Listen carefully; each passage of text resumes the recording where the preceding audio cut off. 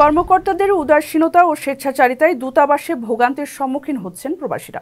সহজে সমাধানযোগ্য বিষয়েও অনেককে ঘন্টার পর ঘন্টা বসিয়ে রাখা হচ্ছে।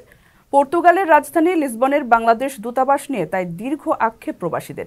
প্রায়ই দূতাবাসে বাইরে থাকে দীর্ঘ লাইন। শহরের বাইরে থেকে যারা আসেন তাদের ভোগান্তি হয় সবচেয়ে বেশি। বাংলাদেশের একটি গণমাধ্যমকে প্রবাসীরা জানাচ্ছেন, সাধারণত ৯টায় দূতাবাসের কাউন্সিলর সেবা কার্যক্রম শুরু হলে দায়িত্বে থাকা কাউন্সিলর দূতাবাসে ঢুকেন ১০টার দিকে। সেবা প্রত্যাশীরা অভিযোগ করেছেন, একমাত্র ওয়েটিং রুমটিও বন্ধ রাখা হচ্ছে। তাই রোদে দাঁড়িয়েই ঘন্টার পর ঘন্টা অপেক্ষা করতে হয় প্রবাসীদের। নেই ডিজিটাল টোকেন সিস্টেম। প্রবাসীদের সেবাদান সহজ করতে সরকারের নির্দেশনা থাকলেও নানা নিয়মের বেড়াজালে ভোগান্তির শেষ নেই। এর বাইরেও কূটনৈতিক তৎপরতার অভাবে মুখ থুবড়ে পড়ছে পর্তুগাল বাংলাদেশ সম্পর্ক। কিছু দিবস পালন ছাড়া দুদেশের সম্পর্ক উন্নয়নে সাম্প্রতিক কোনো বৈঠকের তথ্য পাওয়া যায়নি দূতাবাসের ওয়েবসাইটে।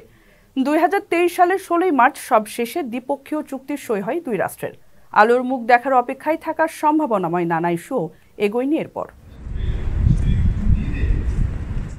কারো কাছে স্বপ্ন পূরণ, কারো আনন্দের উপলক্ষ, আবার কারো জীবন পাল্টে দেওয়ার মুহূর্ত, কখনো জীবন বাঁচাতে সর্বোচ্চ গতিতে উড়ে চলা, কারো আবেগের শেষ মুহূর্ত, আপনজনের শেষ বিদায়ে শামিল হওয়া।